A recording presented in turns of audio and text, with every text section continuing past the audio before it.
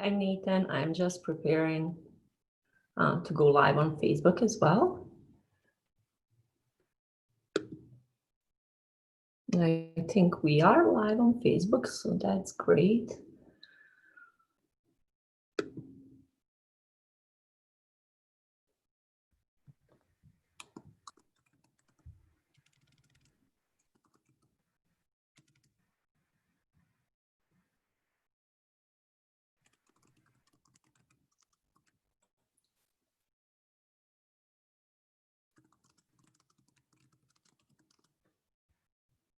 Okay.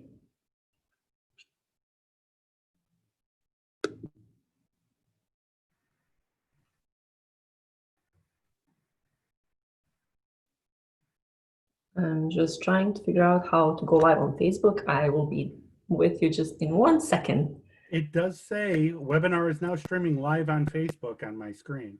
It does? Okay, great. Okay, perfect. I think we are live right now on Facebook. Let me close that. Okay, so it is 2 p.m., so we might just as well get started. And hi, everyone.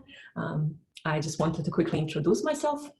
My name is Slađa Vukovic. I work with Focus Real Estate here local to Boston. And we decided today to have this quick webinar for all of you that have questions that are mortgage related. And I will let Nathan introduce himself now, and then we can get going. Slađa, thanks for having me. My name is Nathan Hartzell with Main Street Home Loans. I am an area manager, and I've been in the industry since 2005 and in the Boston market and I guess home Massachusetts in general for about 6 years now. Probably noticed my accent. I was born and raised outside of Chicago, so don't hold it against me.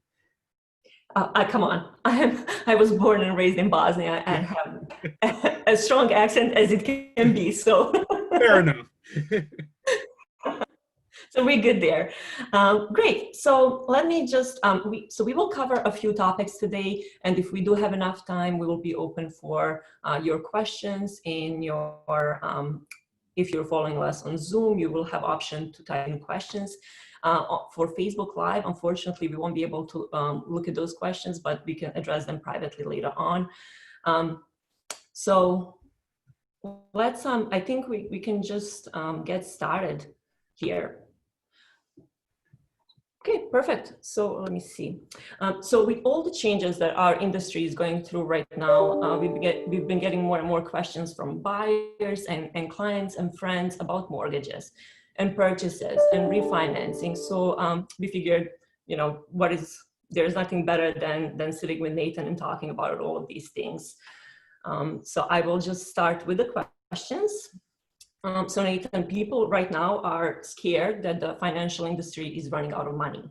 So can you just quickly explain us where the money for loans is coming from, and just kind of tell us something to put us on ease here?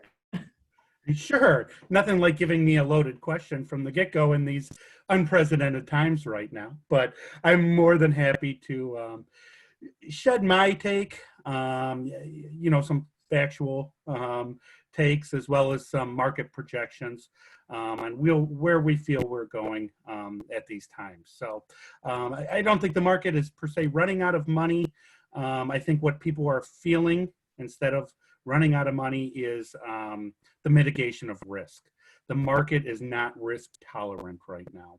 And what that means is we're looking for more quality credit scores, lower loan to values, certain loans in the market that, you know, we did we did quite a few of, are kind of going to the wayside now because they're deemed more risky.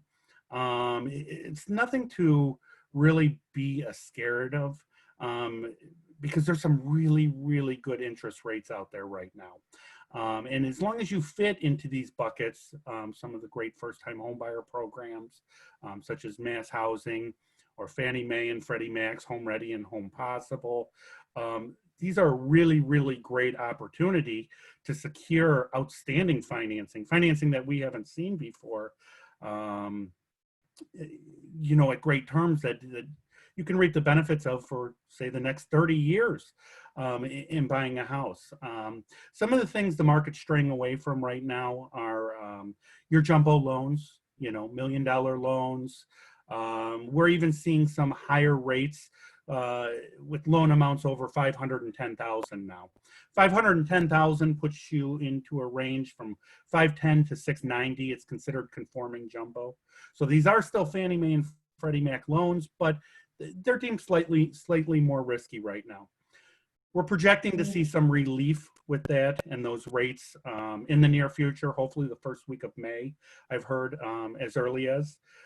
We've seen a lot of the market stray away from government transactions such as FHA and VA right now. We are making adaptations to be able to still facilitate these loans. Some lenders have completely pulled out of the market with these loans right now. But don't be scared. Relief is coming. It's on its way.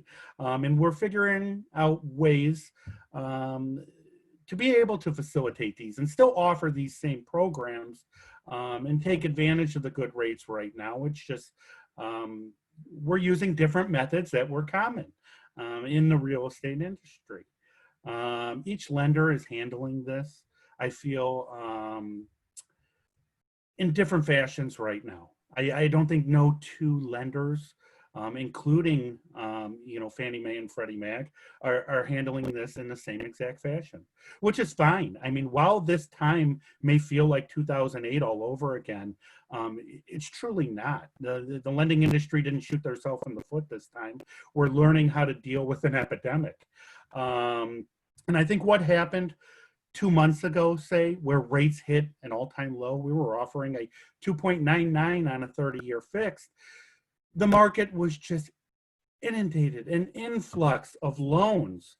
So that's part of the reason as well. What we're seeing right now is because lenders can be more picky and choosy right now. We can put solid low-risk loans into a box and say, these are the loans that we're taking now and we're going to offer outstanding rates on. Nobody right now is out there reaching. The market is still plentiful of loans, whether it's with refinances or purchases out there. While home sales may be down right now slightly, there are still plenty of loans to be had out there right now. Another reason we're feeling the effects. I'm sorry? Where the money is coming from for these loans? Sure. So that's a very, very good question. Right now, I'd say majority of transactions are going directly to Fannie Mae and Freddie Mac. The government has said, we're not letting them fail. We're going to keep dumping money into them.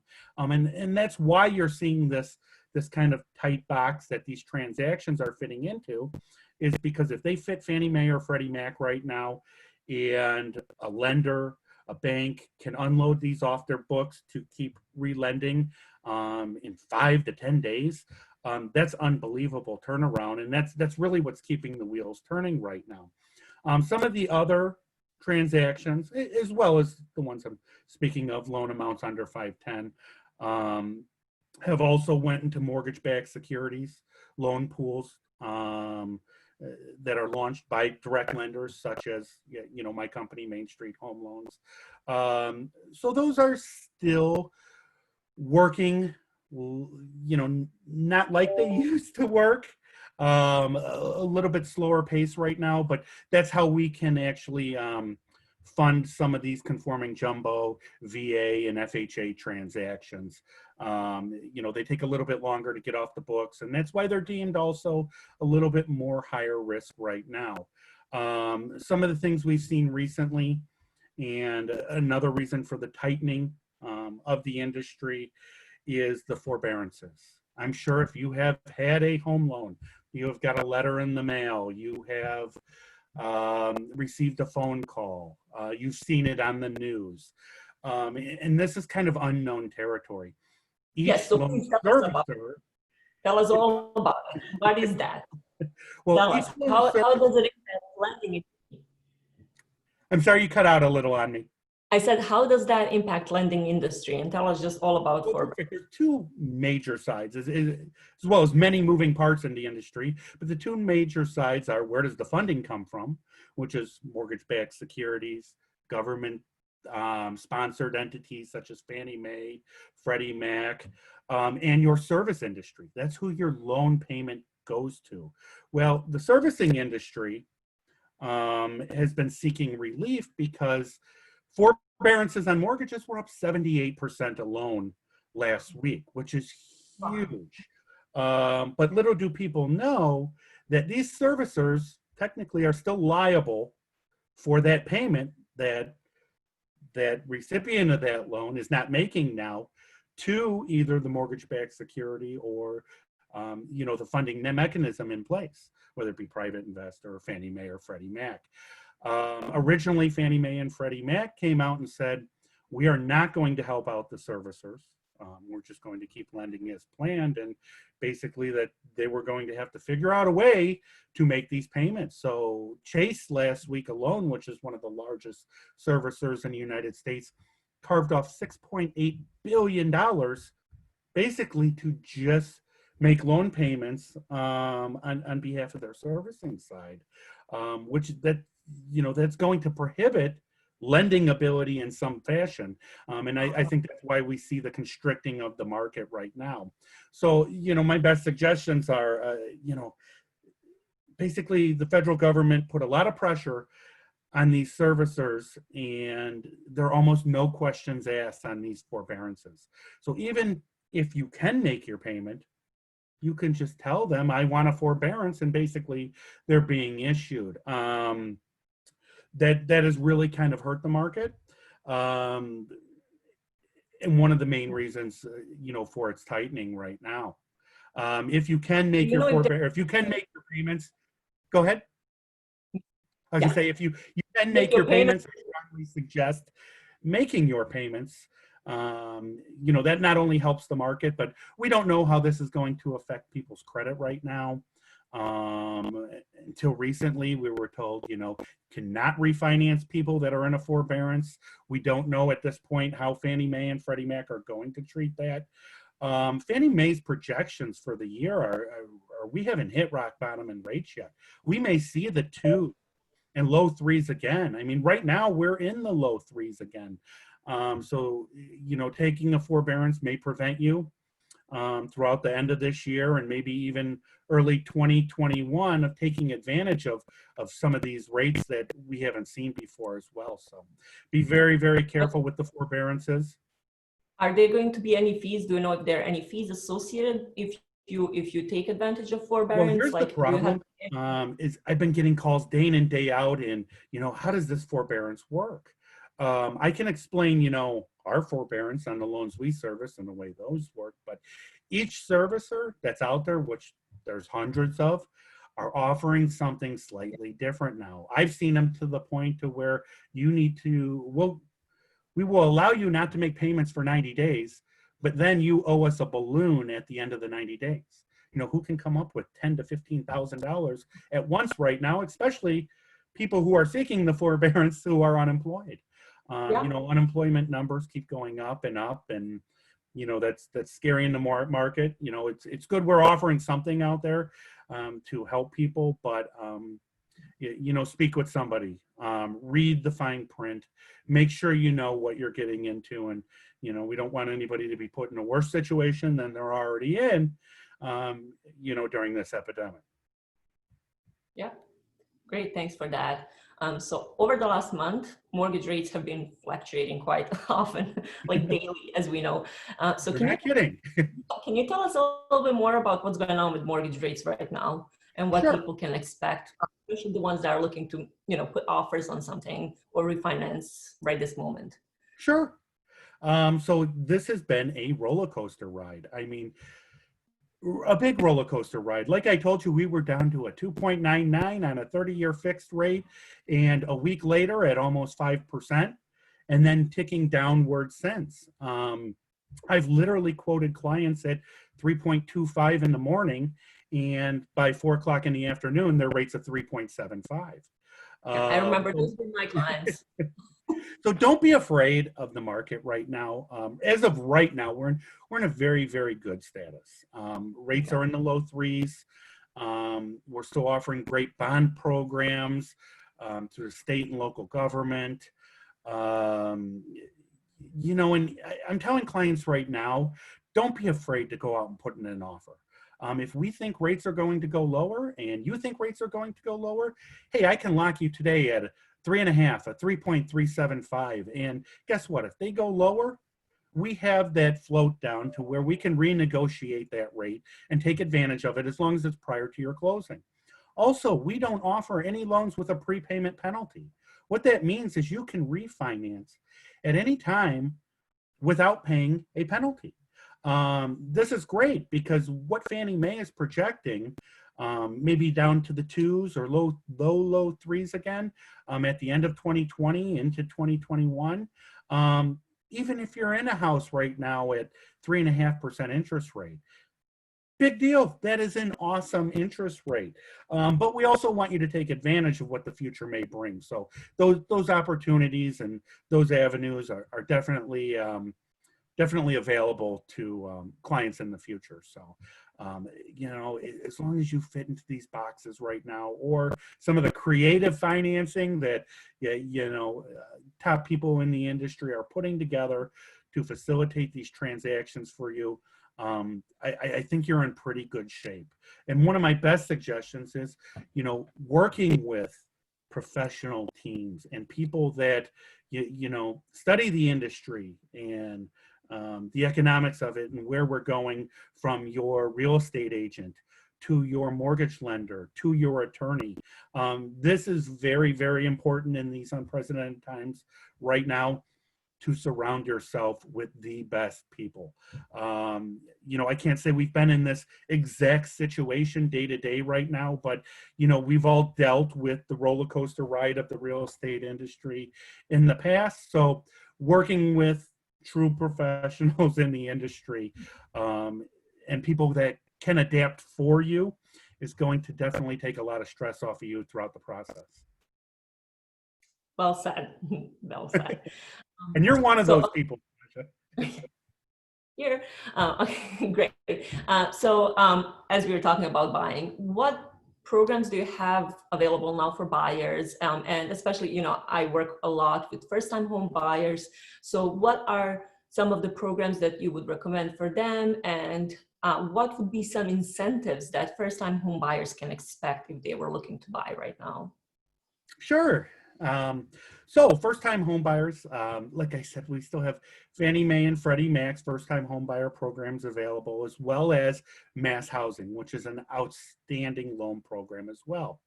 These loan programs usually come with some type of income limit, because they are designed for people anywhere from 85 to 135% of the area median income. And these incomes can be found, by just simply doing a Google search in your area. Each county has a different median income limit. Mass Housing, for instance, has programs. If you make under 115,000, you fit into this program. If you make up to almost 150,000, you fit into this program. The programs that are designed for usually around under 115,000, we can attach down payment assistance to these programs. You can put a 3 or 5% down payment, and Mass Housing offers a second mortgage via down payment assistance at an ultra low interest rate, either 1 or 2% interest rate for 15 years. And it's up to 5% or $15,000, whichever is less. So if you fit into that perfect property, you can literally be no money out of pocket, or closing costs out of pocket, which is excellent. Fannie Mae and Freddie Mac offer as little as 3% down payment, which is great.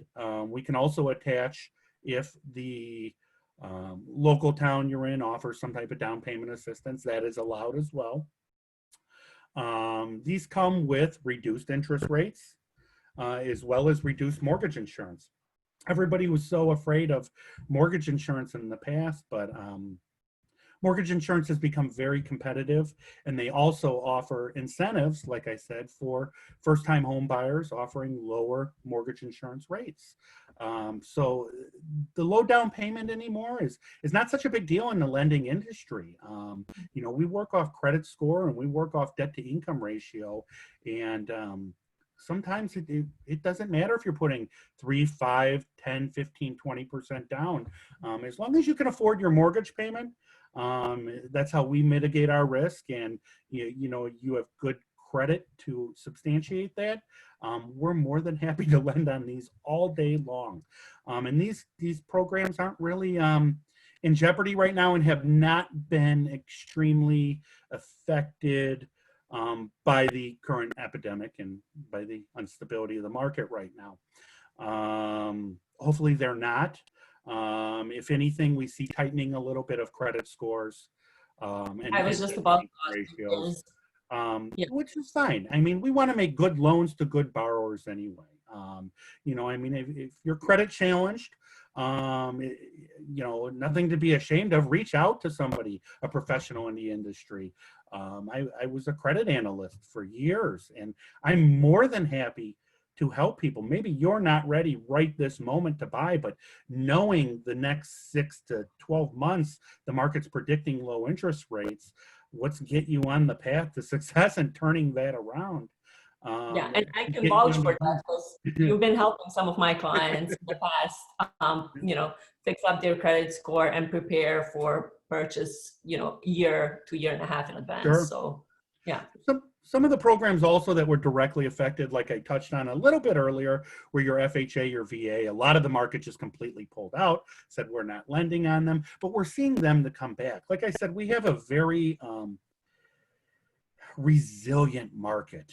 And the federal government has already said we want to help. I mean, the real estate market is so important to our economy. We're finding ways to adapt. So if a program goes away temporarily, no, it is only temporarily. And we're working behind the scenes with our secondary market to develop funding mechanisms to bring these back rapidly. So we temporarily suspended FHA and VA about a week and a half ago, and we already have mechanisms in place. We're launching our own, you know, Ginnie Mae loan pool, mortgage, which is a mortgage-backed security to facilitate these at even a better interest rate than what we went into them at, you know, than where we were at a month ago. So like I said, with the resilience of the market, we're definitely, the wheels are turning. And as a program goes away, we're trying to bring them back as rapidly as possible. Renovation loans are something that's very difficult right now, whether it be an FHA 203K or a Fannie Mae home style. These are deemed riskier loans right now. They're not going to be gone forever. And maybe they're not gone with every lender, but you know, we'll find a way, we'll bring these loans back. Non-conforming jumbo loans, you know. This is my next question. Well, can you please tell us first what are jumbo loans? Just give kind of a little more insight before you go we into. have two types. We have conforming jumbo loans that are loan amounts from $510,000 to $690, and then we have non-conforming jumbo loans. These are usually held and serviced by one of your large financial institutions. We hold and service our own. Common investors in this are BB&T, SunTrust, Chase, Bank of America, Wells Fargo. And as a lot of these large investment banks right now are covering their servicing side with the forbearances, these are deemed, you know, more on the risky side right now. And do we still offer them? Yes. But have rates ticked upward? Absolutely. You know, it's not uncommon to see these in the low to upper 4s right now, where the rest of the market is in the low 3s. So what we've done is we've figured out ways to compensate for this. So Of course you we did. offer first and second mortgages called a piggyback. So we can bring your loan amount down beneath 510 or down beneath 690, where there's more favorable terms right now, and say get a rate in the low 3s on the first mortgage, and the second mortgage, we'll either offer it directly through Main Street Home Loans, or we have syndicate partners that we offer second and piggyback loans through. We can even do simultaneous closings, close your first and your second mortgage on the same day. Sometimes, also, we've been using it a lot lately, if you can only put, say, 10% down payment, whether it be a jumbo loan or not, we can use one of these second mortgages to bring your loan to value on your first mortgage down to 80% or less, and your combined loan to value to say 90%, 95%.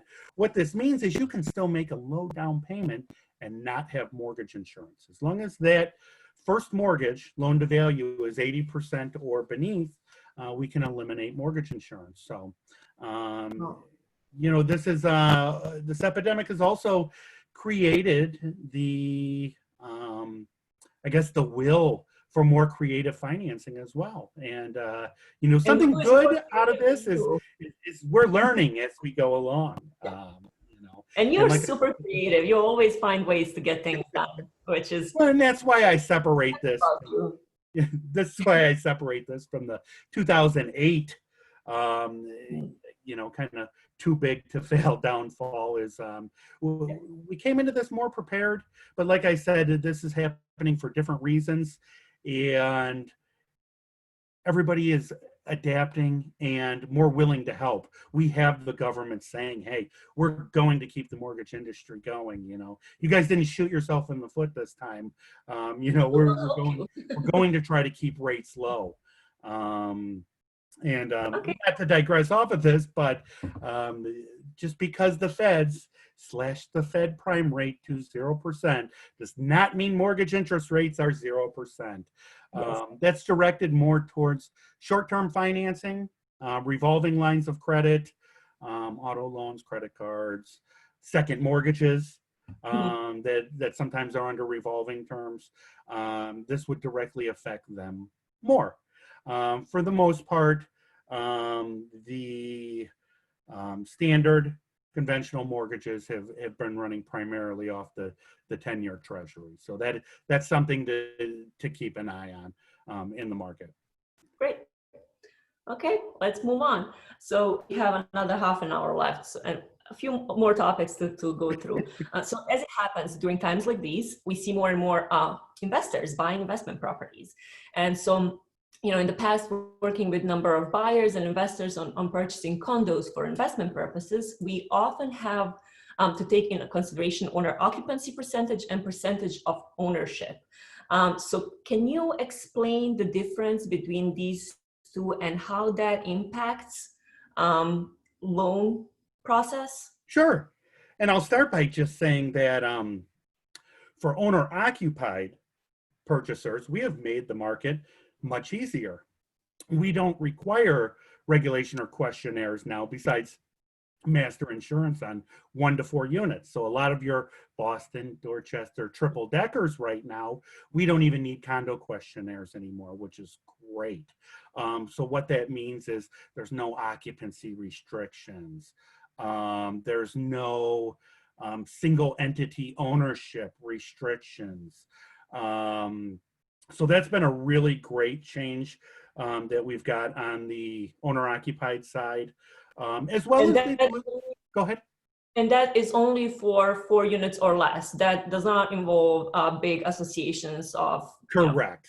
Correct. But we've also laxed some of the guidelines for principal residence, owner-occupied, for buying into a large association as well. For instance, now if there's 1 to 20 units in a project, So a single entity or single ownership or single borrower can actually own 2 units in that property. And then if it is 21 units or over, they can own up to 20%. This rule used to be 10%. So now a single entity can own up to 20% in those, which is definitely great. We used to be at 25% for commercial influence on a property, which is common. Like you go down Broadway Street in Revere and you have all first floor retail with, condominiums above them right now. We've increased that to 35%. And even if it's over 35%, we can apply for waivers now as well, which I'm not saying they're handing them out on every property, but they're pretty fair to achieve waivers on. The big problem with the single entity ownership, the commercial influence, the owner occupancy being less than 50% is when you're buying it as an investment property. That's where all these factors pretty much hit hard, and they're pretty hard stops on these buildings. And they're put in place for safety. Go ahead. So yeah, can you explain why is that? Why is it so hard to get loan? And we are talking here. We're talking here about conventional loans, right? Yes. Well, we are talking about conventional loans because the loans that are not conventional loans, which every lender pretty much offered, are called non-QM loans, qualified mortgages.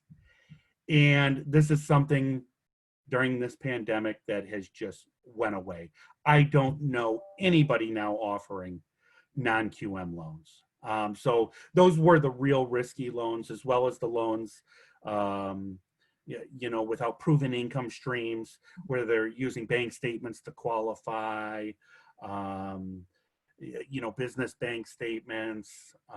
These loans have just went to the wayside during this epidemic.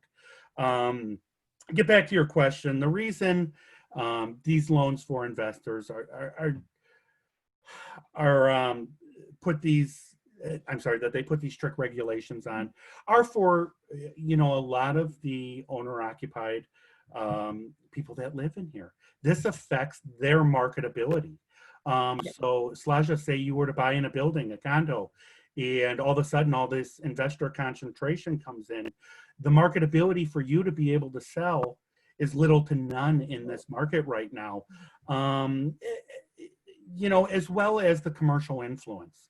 Do you want 4 restaurants moving in right downstairs from you? If we didn't have this regulation. I do.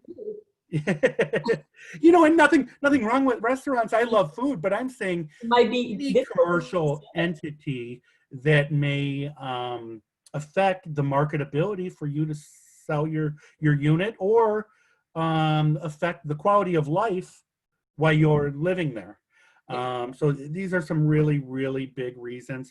Also, we don't want, single entities or single owners, as well as commercial influence, to have controlling stake of an association. It's really not fair, at least in my opinion, for somebody to, have their family, raise their family in somewhere and not truly have controlling stake of their association. Somebody, especially a commercial entity or somebody who owns multiple investment units in a property, to have controlling stake, because most likely the rules, regulations, and changes made in the association are going to be to their advantage, not yours. Yes. And so let's say we still definitely have investors who are interested in buying properties like that, even when owner occupancy is low and stakes of one entity is high, and when they still want to go ahead and purchase property like that, and they cannot get conventional loans, their options are either cash payments or portfolio loans. Am I correct there? And what is the difference between portfolio and conventional loans? Sure, you're absolutely correct. So a lot of your local banks will offer portfolio loan, which they say, okay, this is a non-warrantable condo. It means Fannie Mae and Freddie Mac will not back or purchase this transaction. So what this local bank or lending entity is saying is, we will fund this property for you, but we know we have to keep it on our books and service this transaction for as long as you keep that loan. These are becoming more and more difficult right now because your local banks, local lenders don't have to extend this risk anymore. They can refinance 100 other clients. You know, there are still a lot of clients out there looking to buy right now. So are these loans out there? Yes, but they are becoming very few and far between. Very, very difficult to facilitate. I suggest calling a mortgage professional. You know, if I can't do it, I'll put you in the right direction. You know, I mean, we're all here in this together to really help our clients. You know, I'm not going to be able to do every transaction, but I've been in the industry long enough and I know enough people. If this is being offered, I'll tell you who can, you know, and I'll give you to somebody who I know will take care of you. These loans will come back if you are an investor. And, you know, there still are many associations that you can buy in as an investor that are warrantable condos. We are still funding these. Credit scores have tightened up a little. Down payment, you know, 15 to 25% on these. But we're still funding these day in and day out. So it's for the few that fall outside the box. We'll try to do our best to help you. Okay. Great, thank you. I think this is all great information. And you just mentioned refinancing. So a little bit over a month ago, we saw a drastic increase in refinancing applications. And I know you were just so busy with so many refinancing coming through. So, and that was predominantly due to historically low rates. So what is situation with refinances right now? If someone wanted to refinance, or if they're in process of doing that, or even if they're just, you know, thinking for the future, when is a good time to do that? So can you just Sure. talk So about I mean, that? now, I mean, pending on credit, pending on your loan to value, what you owe on your property, there are great programs and there are great interest rates to be had. And maybe you're that connoisseur of the lowest interest rate we've ever seen. What I suggest to people, I mean, there is trillions of dollars right now in the United States in loans that can refinance or want to refinance. And the system can't hold all this at once. We experienced this 2 months ago. I mean, I saw people just, you know, you could call a bank, a large bank, Bank of America, Wells Fargo, and get their hotline, and we are no longer accepting refinances. It's because the system can only handle so much, especially when we hit rock bottom interest rates. So everybody I talk to, no matter who you're working with as a lender, get an application in. You know, get an application, sit on the fence. If you want a 2.9 interest rate and we think we're going to get there and the market indicates we're going to get there, have an active application. The last thing you want, because anybody who's been in this industry in a while is going to get 100, 200 calls in a day. And, you know, like I said, we can only facilitate so much. If you have an active application and it's in the system and we're just waiting to hit your, well, we'll call it a ticker. I have what's equivalent to like a stock ticker for each of my clients. This is your target rate. You know, you want a 3.25, a 3%, a 2.9. Let me watch that for you. Let a lender watch that for you. And when we get there, we can rate lock right away and be prepared to close. This is going to guarantee you a place in line. This is going to guarantee that you take advantage of something. It's the people now who are like, well, I'll wait till rates hit, you know, 2.9% and you know, then I'll refinance. You know, we hit something we've never seen before. It's going to be like, you know, cattle running through a great gate. It's going to be, you know, and it may be one of those you snooze, you lose scenarios. So being prepared right now, as people are experiencing all through this epidemic, you can't be prepared enough. When it comes to our lifestyle of living right now, our adaptations, Hard, right? trying to get that lowest mortgage rate we've ever seen. You know, it's all about being prepared right now. Yeah, great. And let's just circle back a little bit on buying. So for all of the buyers out there that are planning to buy soon and they're trying to get educated about mortgage process and everything that's offered to them, I know a lot of them are scared of few things, and one of them being points. So let's talk a little bit about points and no closing cost loans. So, Sure. what are points? Are they bad? How can you benefit from them in just long term? Sure. Uh, So Tell us more about it. we've been ingrained as a society that points are bad to pay, points are bad to pay. We have come into a really unique time frame right now to where there are some really, really good rates in the twos, in the low threes, that can save people anywhere from $25,000 to $200,000 over the life of their loan. I mean, I've seen both scenarios, costing you a minimal amount. So paying a point, 1 point is 1% of your loan amount. And you can pay a quarter of a point, a half a point, 1 point. I have a borrower paying 4 points. Let somebody like me calculate your long-term benefits and show you why we've been ingrained with paying points are bad. Sometimes paying $4,000 right now to save $80,000 in the long run is very, very, very beneficial. And when you see the numbers laid out in front of you, you can make an educated decision on your own. So this is something we've experienced right now where, okay, your rate's 3.375, but if you pay a half a point, you're at a 2.99. I mean, the savings is astronomical for paying a little bit of money up front. And a lot of times, depending on your equity position, we can roll that right into your loan. So, like I said, the savings can be very, very good.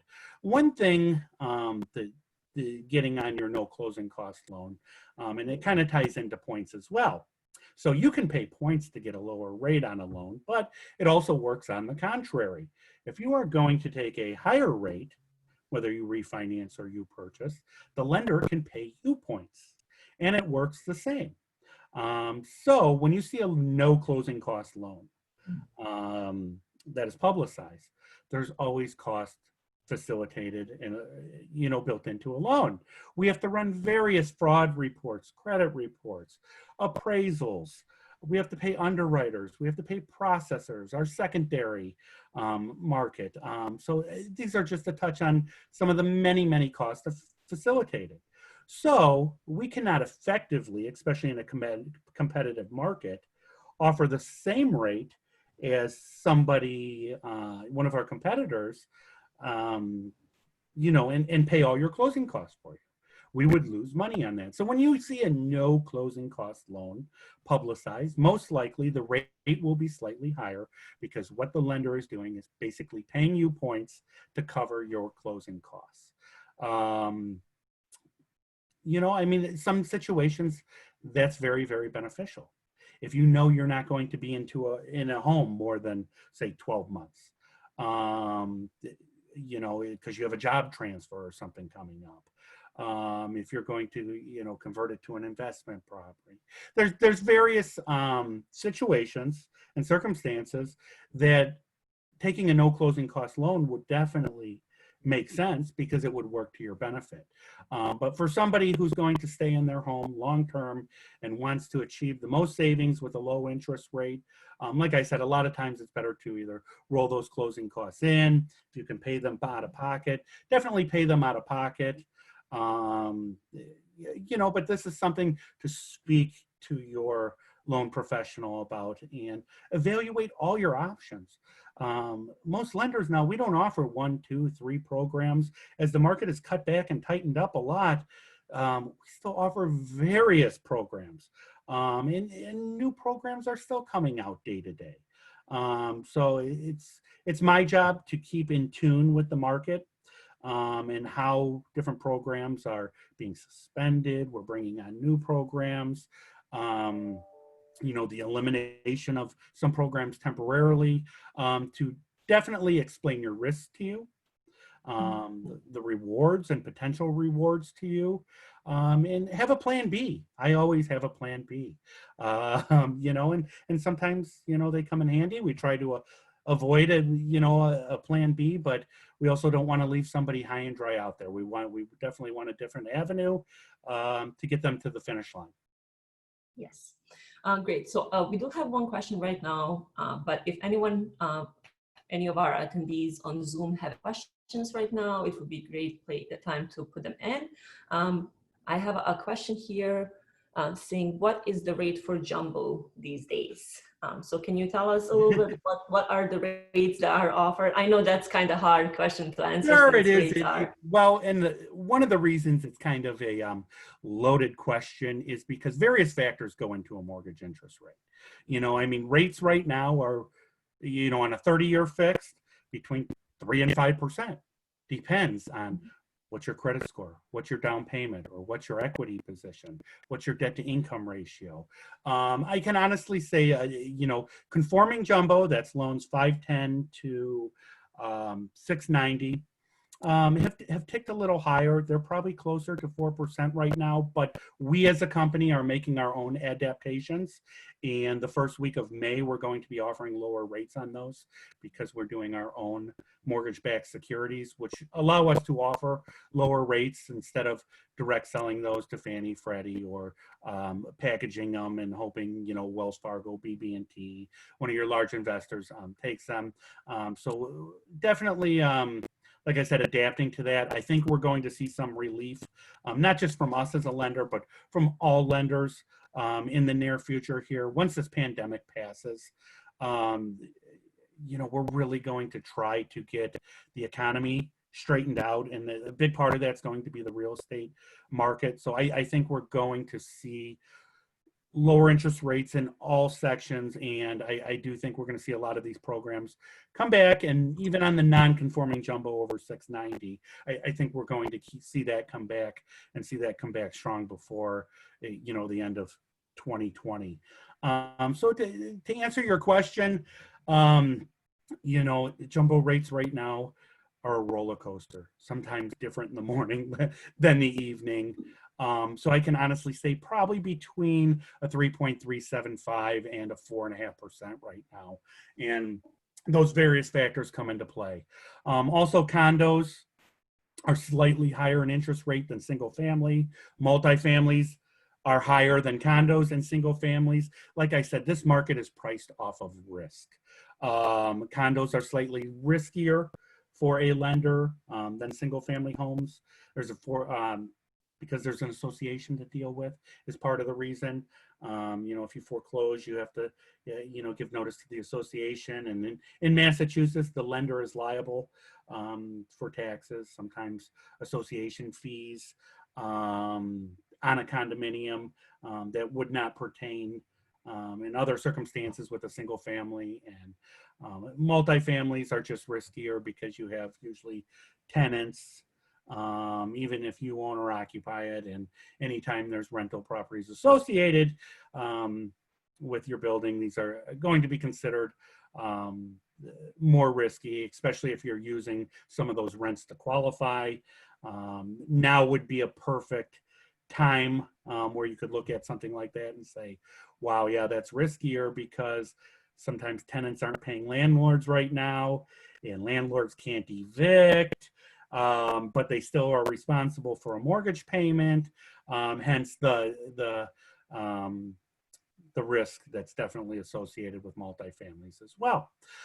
So these come into play no matter what type of loan, whether it's your regular conventional, a bond loan, if you're a first-time home buyer or not, conforming jumbo loans, all rates, like I said, it boils down to are based off of risk. Mm-hmm. Okay. Do you think there's anything else that we missed to cover? Oh, I'm sure there's a lot, and it's probably going to change by tomorrow. Yeah, we have another hour of Zoom meeting to cover everything we have to say. Okay, great. Well, I just wanted to thank you for participating here with me and for answering all the questions. And I just love talking to you. You have so much information. I don't think I can fit all of that in my head, but that's why I have you.